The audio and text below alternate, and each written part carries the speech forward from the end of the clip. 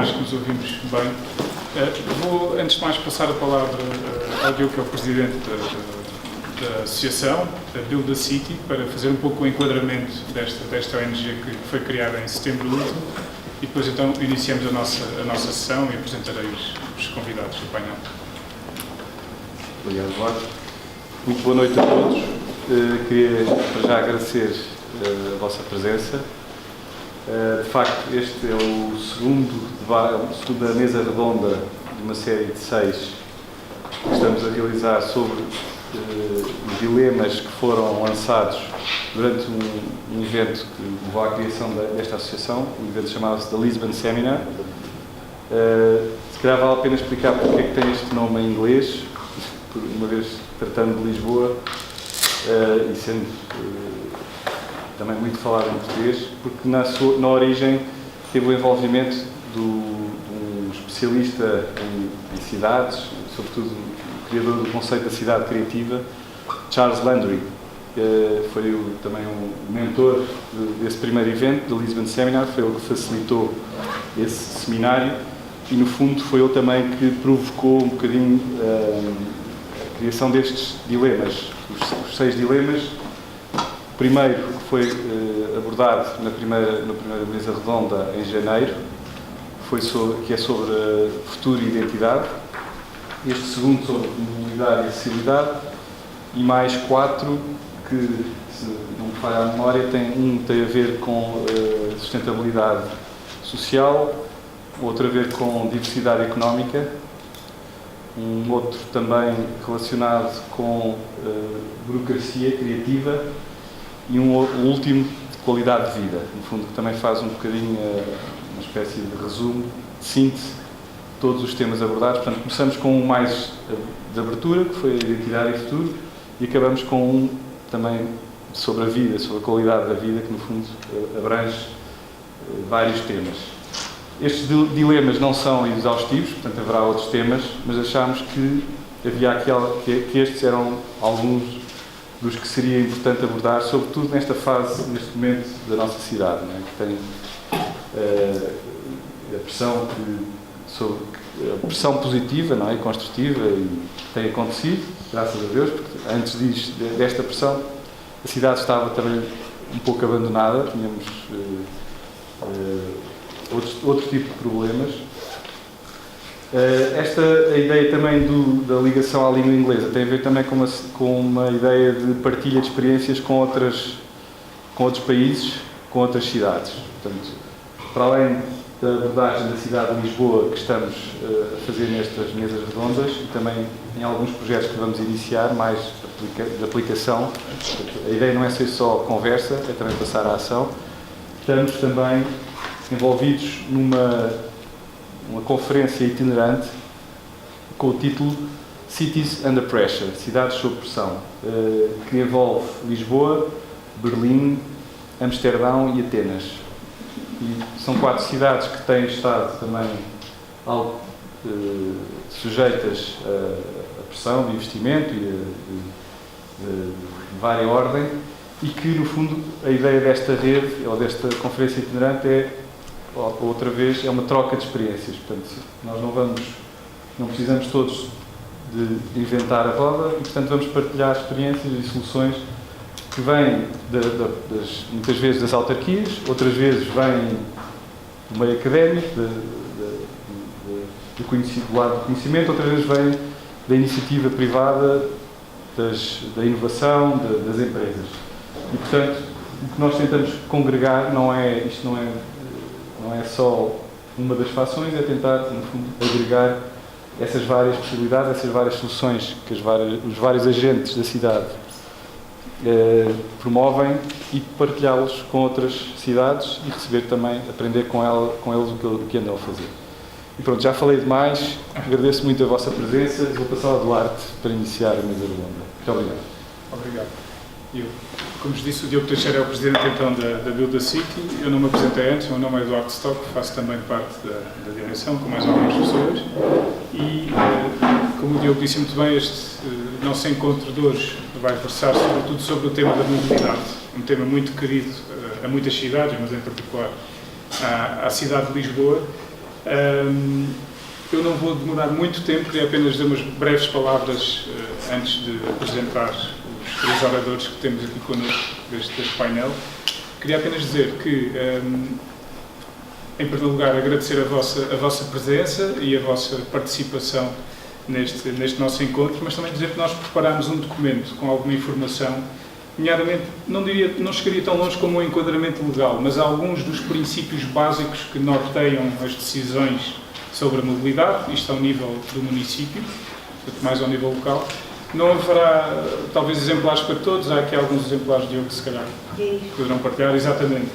E depois tem também, não só esse enquadramento mais ao nível decisional, mas também alguma informação que fomos recolhendo em eventos em que fomos participando. Não só, obviamente, eventos que nós organizámos, e o Diogo Teixeira teve a oportunidade de falar num deles em que foi co-organizado com o Charles Lamb, o guru das cidades criativas, mas também eventos em que fomos participando enquanto assistentes, nomeadamente um evento exclusivamente sobre o tema da mobilidade promovido pelo Público, pelo Jornal Público, há alguns meses atrás, nomeadamente a EMEL e outras organizações, nomeadamente a Câmara Municipal também de Lisboa, estiveram presentes, bem como a Carris e outras instituições.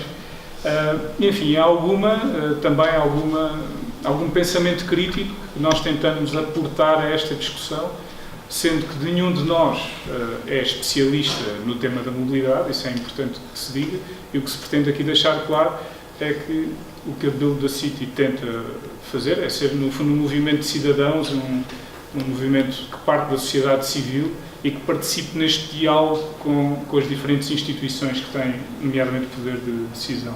Que acho que é algo que é muito importante para a nossa realidade, que é uma maior preocupação por parte das pessoas em participarem nos processos de decisão e em não se demitirem desses processos e depois, no fundo, queixarem-se a posteriori, não é? Que é algo que, por vezes, nós próprios dizemos que é um sentimento um pouco português.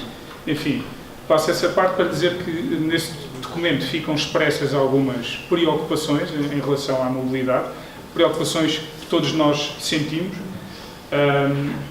e, por exemplo, há claramente, em termos de definição ou de acordo de princípios, alguns documentos e algumas decisões que acabam por nortear depois as decisões que o próprio poder político toma. Por exemplo, falamos aqui no Livro Verde dos Transportes Urbanos, um documento da Comissão Europeia que foi editado no ano passado, em 2017, em que aqui claramente fica perceptível que o desenvolvimento da cidade está intrinsecamente relacionado com o desenvolvimento de uma mobilidade sustentável e de uma mobilidade fluida. E fala-se aqui, há aqui alguns princípios básicos, como o descongestionamento, um ambiente mais sustentável e mais saudável para as pessoas, para todos aqueles que habitamos a cidade, e um aspecto que me parece crítico, que é a existência de transportes urbanos inteligentes, acessíveis e seguros. Ou seja, o que se pretende aqui é um acordo de princípios onde fiquem algumas matérias definidas como sendo o objetivo que se pretende alcançar, digamos assim. E ao nível administrativo, a nível mais municipal, existe o PDU, espero não me enganar aqui, o Plano de Ação de Mobilidade Urbana Sustentável, é o PASMOS, e depois existe o PDU, outro plano, em que se pretende, no fundo, definir um plano de ação então para a mobilidade dentro da cidade de Lisboa. E um plano de ação integrado, é uma palavra aqui muito importante, que haja uma integração ao nível dos transportes, que permite então essa fluidez e essa qualidade de vida de que falámos antes. Existe também o Plano de Ação de Regeneração Urbana, o PARU, a mobilidade também tem aqui algum peso neste plano. E depois, ao nível da Câmara Municipal, existe, por exemplo, a plataforma Transport Lis, no documento poderão ver mais em detalhe o que significa, e temos visto ao longo dos últimos anos uma intervenção muito profunda ao nível das principais artérias da cidade de Lisboa, mas também ao nível dos transportes, como, por exemplo, a passagem da Carris, outra vez para a gestão da Câmara Municipal. Quer dizer, há uma tentativa, de facto, de reverter aqui alguns processos que eventualmente poderiam estar a priorizar mais a utilização do automóvel individual em prol de outras formas de transporte, nomeadamente uma maior integração. O documento depois tem aqui também uma reflexão sobre alguma algum benchmarking internacional, nomeadamente alguns estudos da Deloitte ao nível da mobilidade. A Deloitte é uma consultora que tem feito, ou que tem editado muitas publicações e feito um esforço grande ao nível da mobilidade, e onde se fala aqui, como falámos aqui os dois antes, numa trajetória mais evolutiva ou mais disruptiva ao nível da mobilidade. E, eventualmente, poderá ser um mix das duas, não é? Não será nem totalmente disruptiva, nem apenas evolutiva. Passo a expressão. E depois algumas reflexões que nós próprios fizemos e então algum detalhe das conclusões de eventos onde tivemos. Eu acho que será interessante ao nível deste documento, se calhar depois uma leitura mais aprofundada de cada um de vós sobre o mesmo. Passo então a apresentar os oradores deste evento. À minha direita, o engenheiro Vasco Colasso, consultor de transportes, inovação e sistemas na TIS. À minha esquerda, na ponta da mesa, peço desculpa, o Nuno Sardinha, que é Project Manager da EMEL. E à minha esquerda, mais perto de mim, o Ricardo Ferreira da MUBI, uma associação pela mobilidade urbana em bicicleta. Como se traduzirmos a sigla não quer exatamente dizer isso, às vezes é mais difícil perceber o que a sigla significa, mas é exatamente isso, uma associação relacionada com a mobilidade urbana em bicicleta. Antes de fazer perguntas concretas a cada um dos nossos convidados, eu se calhar passaria a palavra a cada um deles, à vez, obviamente, para que façam a sua própria reflexão um pouco mais abrangente sobre o tema da mobilidade. E depois podemos entrar aqui numa dinâmica mais, no fundo, de pergunta-resposta, em que possamos fazer perguntas concretas, eventualmente até que temas que não tenham sido abordados na intervenção de cada um. Vasco, se calhar começaria por si. Gostaria que nos dissesse um pouco em termos de mobilidade, qual acha que é, isto ainda numa questão muito abrangente, qual é o status atual, qual acha que é a evolução que tem tido em relação à cidade de Lisboa e, no fundo, para onde é que acha que vamos e onde é que devemos ir. Passo daqui o microfone. Eu acho que ele não está ligado.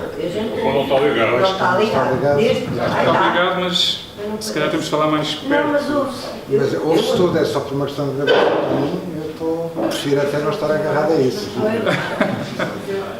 Eu acho que em termos de gravação, se calhar é melhor usar. Então pronto. Agradeço. Queria começar por agradecer o convite. Tenho um prazer em estar aqui presente, felicitar, digamos, os membros da Build the City, tudo quanto seja criar estruturas, organizações que possam fazer e contribuir para a reflexão da cidade e dar contributos para a melhoria da cidade é sempre de louvar e, portanto, eu acredito muito na organização, nas iniciativas da sociedade civil e este é com certeza mais um contributo, será com certeza mais um contributo para o aprofundamento do debate sobre que cidade nós queremos e como é que nós devemos ter uma melhor cidade. Em relação à questão que fez o Duarte, o que é que eu posso dizer? A ideia principal que existe hoje é que a mobilidade, ao contrário daquilo que aconteceu nos anos passados, onde era um setor de atividade muito parado, muito estático, e onde as coisas não mudavam com a velocidade com que se assistia noutros setores de atividade económica. Na questão da mobilidade, hoje estamos a viver momentos de enormes mudanças e que estão a acontecer de uma forma intensa e muito rápida. E, portanto, para quem trabalha nesta área, por um lado isso é um desafio enorme, porque exige de nós a capacidade para tentarmos perceber o que é que poderá acontecer, ou o que é que será, quais serão as necessidades de mobilidade das pessoas num futuro que, para quem projeta 10 anos não é nada, não é? Ninguém faz uma infraestrutura para viver 10 anos, normalmente os anos horizontes são 20, 25, 50 anos, não é? E, por outro lado, portanto, hoje eu diria que é completamente impossível fazer projeções de necessidades de mobilidade a 20 e a 30 anos. E, por outro lado, portanto, há uma enorme mudança, mas, por outro lado, há a necessidade de responder às necessidades das pessoas do seu dia-a-dia. Portanto, tem que haver aqui talvez, se calhar, o melhor será acreditar no bom senso e na sabedoria, na sagesse, digamos, das pessoas, para encontrar este tal equilíbrio entre aquilo que nós devemos fazer para satisfazer as necessidades das pessoas daqui a 10 anos, mas também responder às necessidades delas agora. E, portanto, o que nós procuramos em cada vez que nos pedem para tomar decisões ou encontrar soluções, é definir soluções que não hipotequem o futuro, ou seja, que não criem grandes restrições para que amanhã se possa adaptar o que se está a fazer a outro tipo de necessidades. A outra tendência que nós podemos hoje já perceber é que as necessidades, mudando a mobilidade, ou seja, provavelmente as pessoas vão se mover mais. O que eu quero dizer com isto é que o número médio de viagens por dia das pessoas vai ser maior, porque as pessoas têm mais facilidade, provavelmente, em se deslocar, mas os modos tradicionais com que elas o faziam vão se reduzir, designadamente aquilo que é uma grande ameaça ou a maior ameaça que nós todos temos no nosso inconsciente, a maior ameaça às cidades, que é a circulação em transporte individual. Hoje parece certo que nós estamos a atingir, pelo menos em sociedades como a nossa, o pico das necessidades em termos de transporte individual. E, portanto, as projeções que se faziam há 20 anos atrás, no sentido de dizer para que número de carros nós temos que dimensionar esta estrada ou este viaduto, já não vai haver aquele crescimento que existia, que era uma curva que nós fazíamos, que era fazer uma correlação entre o PIB e o crescimento do tráfego, porque havia uma correlação muito forte em relação a isso. Hoje nós podemos crescer economicamente com um PIB a 3%, mas não vamos crescer o tráfego a 2,5% ou a 2%. E isso é um dado também adquirido. E portanto, isso facilita também alguma coisa, ou seja, o Eduardo falava, já não sei, sobre a pressão das cidades. A pressão das cidades hoje já não é como é que nós devemos satisfazer mais carros. Esta ideia que existia há 30 anos atrás e que era, digamos, o paradigma deste tipo, que era um slogan que era o Predict and Provide, ou seja, vamos lá ver quantas viagens quantos carros nós vamos ter daqui a 20 anos. Então vamos lá meter um número de faixas de rodagem para satisfazer. Isso já não existe. E, portanto, hoje o paradigma é diferente. Definimos os limites, definimos o que é que nós queremos ter como espaços canais, como política de espaço público, e depois temos de fazer o manager, o define and manager, ou seja, vamos definir e depois vamos gerir o espaço público em função daquilo que são as nossas as definições que foram encontradas. E, portanto, para não me alargar mais para esta primeira intervenção, aquilo que eu diria é que há uma mudança, que nós temos que saber ler os sinais dessa mudança e temos que criar, se calhar era um outro tema, os enquadramentos ou os processos de normalização que permitam adaptar a estas novas formas de mobilidade, porque hoje todos os dias aparecem novas formas de mobilidade e o enquadramento legal, a definição de como é que isso pode ser feito, digamos, a administração, a gestão de quem faz o controle destas coisas está sempre a ser ultrapassada por isso e às vezes corremos o risco de andar a limitar o crescimento dessas novas formas de mobilidade, mas também não podemos permitir que tudo seja feito, porque senão podemos pôr em risco também a segurança das pessoas.